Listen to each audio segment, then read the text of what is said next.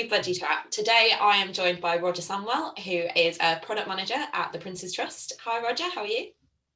Hello, I'm good. How are you? Really good. Today I wanted to chat to you about kind of developing products in the age of lockdown and coronavirus, and what that's looked like for you, because I think there's probably quite a lot of lessons and experience that you can share that a lot of people will kind of be able to relate to, but also might be able to learn from. Yeah, I would say.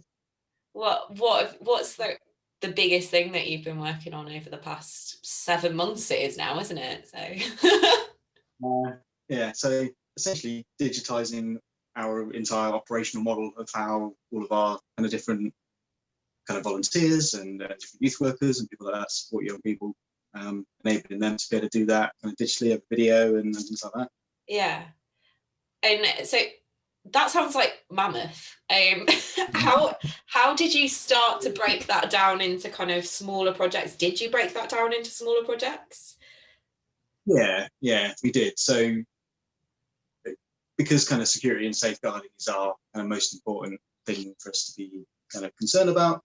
So right from the start, we kind of knew things like Zoom weren't suitable for us, which meant we needed to look at platforms like MS Teams, because the kind of security that comes with. Because we were already using Teams within the organisation, it meant we could quickly figure out how to do that safely with young people and volunteers and outside the organisation. And from there, kind of learn from those things and then move on to a kind of dedicated Teams platform, so that all of our delivery with young people is in a more kind of secured and safer kind of monitored space. And kind of build out and learn from there. What were the kind of first lessons from that kind of initial move from kind of in person to kind of organisation teams? What lessons did you learn from that you then moved on to the kind of Teams platform for young people? I think we learned mostly about how kind of adaptable people are, how quickly they learn to pick up those new things, but also kind of how much support that actually requires and needs. It's not just about, as everyone knows, but it's easy to say and forget that it's not just about providing tools. It's also about helping those young people fill those staff, figure out what's the best way to use those tools to deliver things for young people to help. So yeah, but you know, all of the staff that went on to Teams and started delivering that way adapted so quickly and just figured out for themselves really how to do a really good job of helping young people. Yeah, and did it? So there's quite a lot of like quite cool gimmicky things that you can do on Teams where you can have that together view. I've recently discovered that. I'm quite a newbie to Teams. Through a new project, I've had to be using it, and we discovered the together view. Has that been something that has been played around with? Have you used those kind of like fun little gimmicks that the platform offers? Yeah, we kind of test things like that as they come out, and obviously everyone's waiting for breakout rooms Teams. But most of our kind of research and focus always go back to keeping it really simple, so that it doesn't get in the way of the relationship between the young person and the volunteer, or the young person operations executive delivering. And yeah, you know, young people mostly tell us that they'd rather not have the camera on. They'd rather get their value from kind of interacting in other ways. It's probably a little bit less self-conscious for them. So yeah, we always test out those new things that come out on platforms like Teams. But it almost always comes back to just keeping it as simple as possible. Yeah, I mean that's the advice that has been going around like for the last 7 months, is like focus on, like, let people still do the people thing, but let the technology support that rather than making the technology make the people do something new. You know? Yeah, definitely. It's so easy to just look at technology as the solution to the problem, and it hardly ever is. It's always those people that can adapt and change, and as you say, the relationships and things like that. That's what we all need at this kind of time, and it's what actually gives, for us at Prince's Trust, it's what gives the young people their value. That's what we get most of. And have you faced, so I know that a lot of the organisations that I've been working with, especially those that work in deprived areas or with elder people, have really struggled with data poverty, lack of devices. Like, how is that something that you've encountered? And if so, how have you kind of overcome that one? Yeah, yeah. So I guess because using things like Teams, you're always within the Microsoft kind of ecosystem of products, so it does things in certain ways. So it doesn't support some browsers, and then you say young people who don't have enough of the kind of data on their phone to join a 4-hour video call and things like that. So it's stuff we're kind of really conscious of and aware of. One of the things we're trying to work on with Teams at the moment is enable people to call into meetings just over a phone line. Yeah. Just using a phone number. So again, you kind of help those young people that don't have data or find it a bit more difficult to do that kind of technology stuff, the apps and stuff like that. They can just call in on a phone and still get at least some of the kind of benefit of the training and the different sessions that they have. Which I mean, you can do that kind of stuff on Skype, and Microsoft bought Skype, so surely Teams should be able to do that too. Yeah. But then that's probably a massive assumption on my part. Yeah, I think Teams can do it. It's just it's on the list of things to implement. Yeah. I've been doing quite a lot of so I've been on a project about calls for hearing impaired people and subtitles. And quite frankly, they're just atrocious across all video call platforms. But what's your experience been for like the young people that you work with that may have those kind of additional accessibility needs, and how have you overcome those? Yeah, so I think kind of most of our accessibility challenges are kind of dealt with again through that kind of person-to-person relationship. It's about making sure that the executive who's going to be delivering those sessions knows what that young person needs to help them learn successfully. That they make sure they're doing the right things in the right way. Again, it's a kind of almost to get the technology out of the way kind of thing and enable the people to do what works best for them. Yeah, definitely. I mean, I've been doing quite a lot of accessibility user research recently, like for various different projects, and I've had to be very, very flexible with the way in which I've done things. I mean, I was hoping that I was going to be able to test a really cool app that doesn't work quite as successfully as we wanted it to over video call, but I had to go and do it in person because it was for hearing impaired.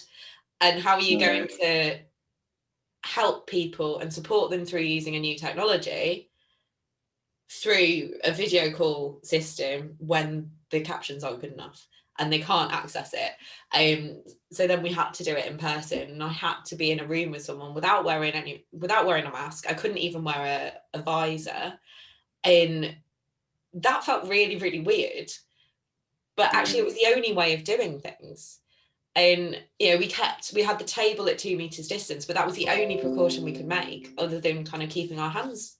Have you kind of, as an organization, had to make decisions where it's like, well, actually we can't run this and we can't help this young person because the only way they can access support is on a face-to-face level? So I haven't heard any of those kind of things about struggling. I guess because we're kind of national, so we're kind of able to respond as certain areas perhaps kind of doing better in controlling coronavirus. We can start to think about how we open some of our centres for those young people, and then kind of shut them down and go more onto the digital side when things go bad. I suppose it's like, this is what agile means. Living in this current climate, we are living agile working, and what initially it was set up for in its kind of true sense of the word, which is flexibility, and having to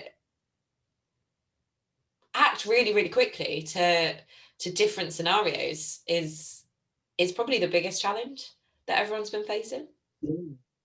Yeah, absolutely.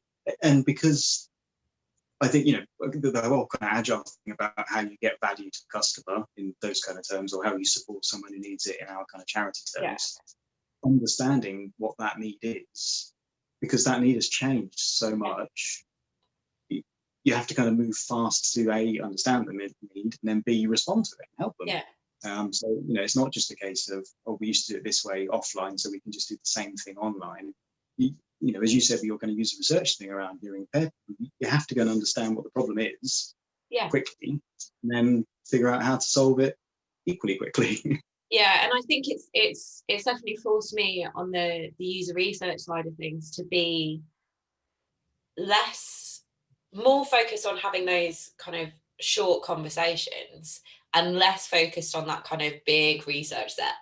And doing the big feedback studies on products, and kind of asking people to try one thing and then try something that might be a competitor and reflect on their experience of the two, and that kind of old school stuff now. Like, I don't think I would be doing that from now on. Like, even when we go back to a time when we're not in a threat of contracting a virus, actually it does allow you to move a lot more quickly.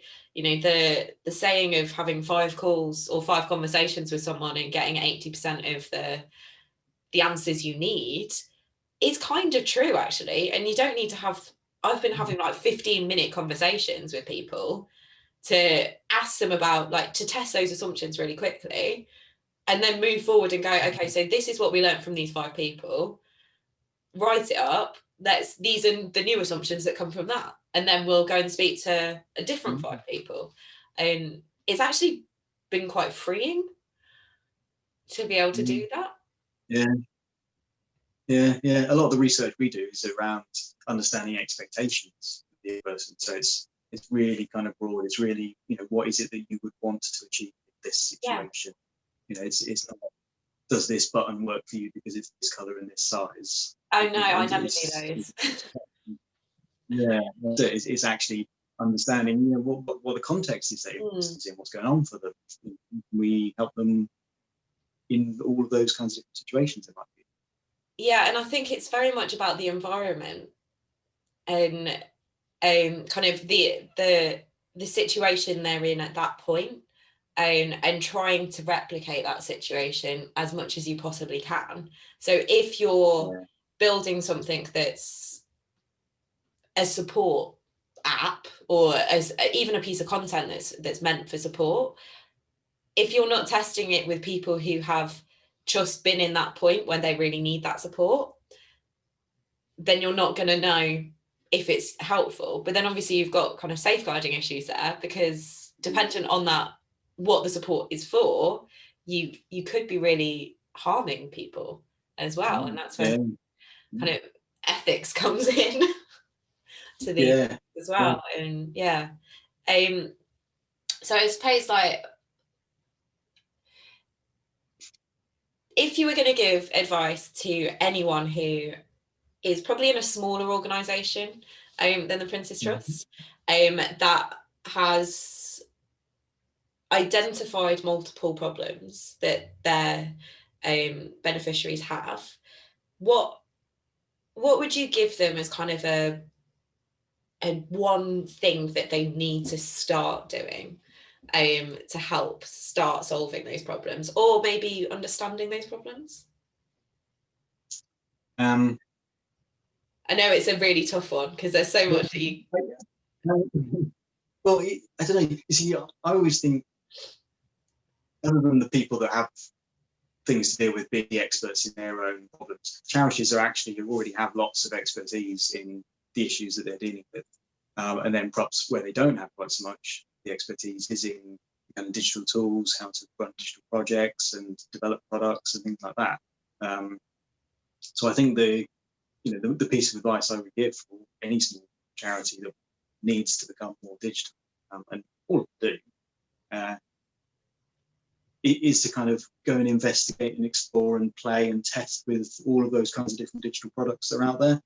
There's so many different digital products doing all kinds of different things, and just playing and learning them will increase their knowledge so fast that they'll start to then get to match what those products can do to what problems they know they need to solve.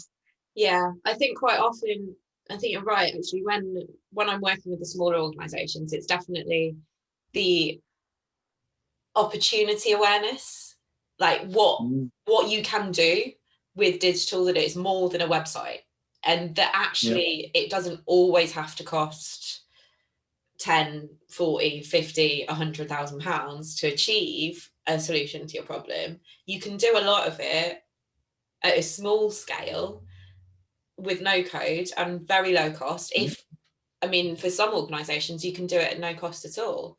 There's one organisation that I've been working with, and they're a charity that work in prisons, and obviously still can't do their work. They can't go into prisons, and they've approached it in a digital way. But actually, what they've done is they've sent paper into prisons, and they've created this kind of paper-based songwriting workshop that people can do in their cells. They then send that piece of paper back to the charity, gets turned into a song and sent on to their families.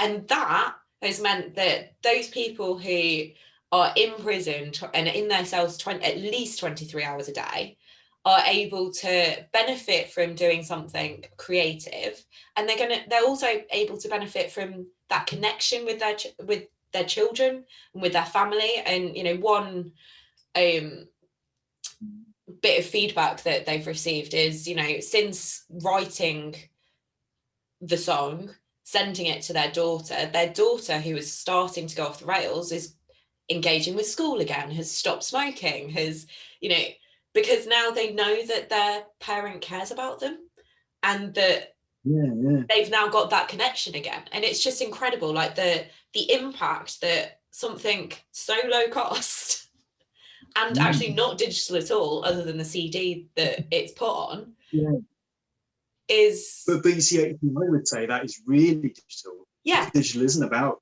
develop an app because we want technology. Digital is how can we be really user-centered, and actually the thing that works best for those people in that situation is they need a piece of paper. Exactly. That's such a digital way of thinking. Because, what worked for that person, let's give them that. I think that's a brilliant example of kind of digital thing. Yeah, it's absolutely amazing, isn't it? And I'm very proud to be a trustee of that charity. I'm considering it's so small, and it's run by one person, or one paid person. It's definitely an incredible achievement to still be working in those environments in this current climate. And I suppose that's the message that I want to share, is it doesn't need to be a big thing. It problem focused, you can start it. And if it is something that needs to be solved with digital technology, then just spend a bit of time getting to know what there is out there. There's always these things being built as well, and new things that are coming out.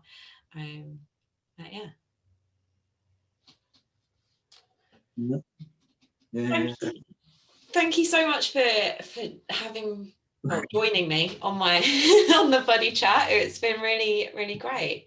Thank you. It's been great. So maybe I can invite you on again soon, and if you've got an interesting project that you want to share with everyone, or just new things, be good to have you on. Cool. We'll see you soon. Bye. Bye.